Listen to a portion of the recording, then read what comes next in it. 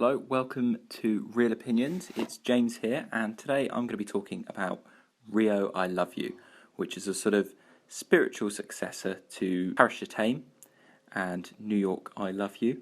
Paris Je t'aime had films directed, or short films directed, by Alfonso Cuarón, the Coen brothers, Wes Craven, Gus Van Sant, and starred actresses and actors of note, like Natalie Portman, Steve Buscemi, and Bob Hoskins. And New York I Love You, a sort of a lesser sequel, spiritual sequel, had Bradley Cooper, Natalie Portman, Ethan Hawke, Orlando Bloom, and a host of lesser-known directors, shall we say. So, sort of continuing in that trend is Rio I Love You, which is another collection of short films set in the Brazilian city of Rio. And this time, the headline stars are Vincent Cassel, John Turturro, who actually directs a film in this, and Harvey Keitel. So in terms of the direction, you've got Paolo Sorrentino, who obviously is a Oscar-winning director, and Fernando Meirelles, who's probably Brazil's best-known filmmaker. He directed City of God. So yes, that leaves us with Rio I Love You. So let's start with the good. There's a short film in it called Texas, which is probably the only short film that I'd like to have actually seen more of.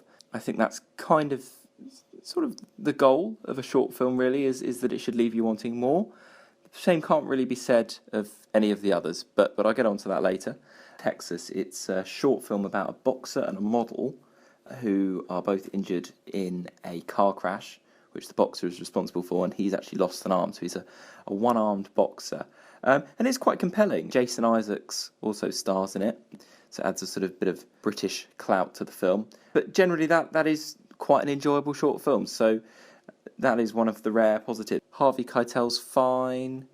He's in a short film called O Milagre, and it's a very okay film. And also Sorrentino's short, La Fortuna, it has this kind of characteristically beautiful cinematography. Emily Mortimer's accent is appalling. So she's a British actress with an American accent, and it leaves a great deal to the imagination. And she can also be seen dancing on the beach, listening to an iPod, which has all the kind of naffness that you might expect from a Brazilian soap opera. She ends up getting washed away to sea, and not a single tear is shed. And I think the husband wills her to bugger off in the same way that the viewer does. So I mentioned Fernando Meirelles. He's got a short film called A Musa. It has some interesting use of sound editing, which is perhaps the only positive that can be said about it. Vincent Cassel doesn't really do anything wrong, but it's just not an interesting short film. It's about a sand sculptor who basically builds a sculpture of a woman that he has a crush on, who he then sees with another man, and then he destroys the sand sculpture. This is Fernando Meirelles, who obviously has made one of the greatest films ever made about Rio, and one of the greatest Brazilian films ever made, if not the greatest Brazilian film ever made. And this really does pale in comparison to that. And yeah, that brings me on nicely to Quando Não Há Mais Amor.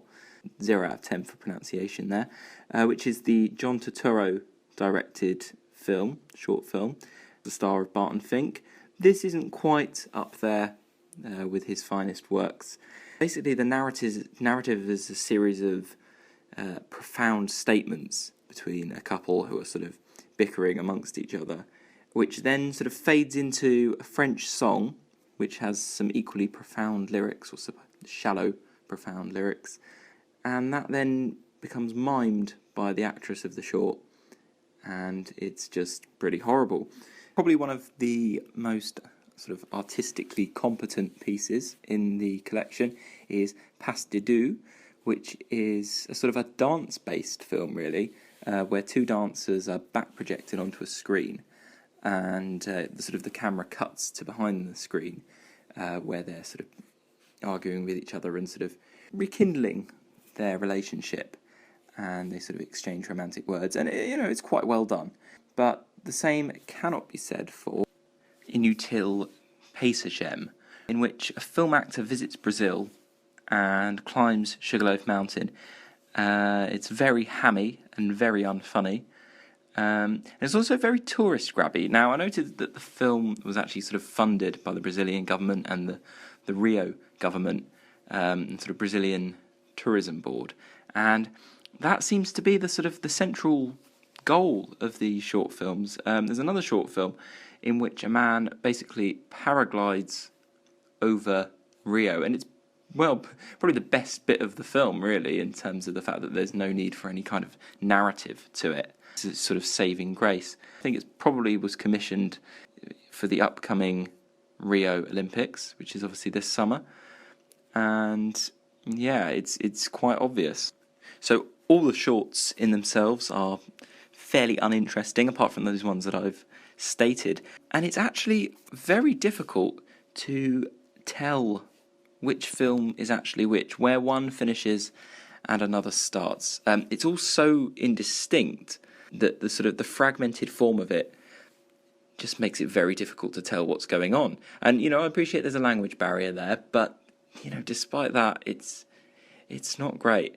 Unfortunately, not as good as Paris Je t'aime, and it sort of continues in the downward slope that New York I Love You was part of. So overall, I'm going to have to go with a 2 out of 10. It really is that bad. I mean, you would imagine that a collection of short films, there would be 2 or 3 that would maybe save it slightly. But as I say, apart from that Texas short, it is really quite noticeably dull and poorly made, really. So yes, 2 out of 10. Rio, I don't love you. I'm sorry.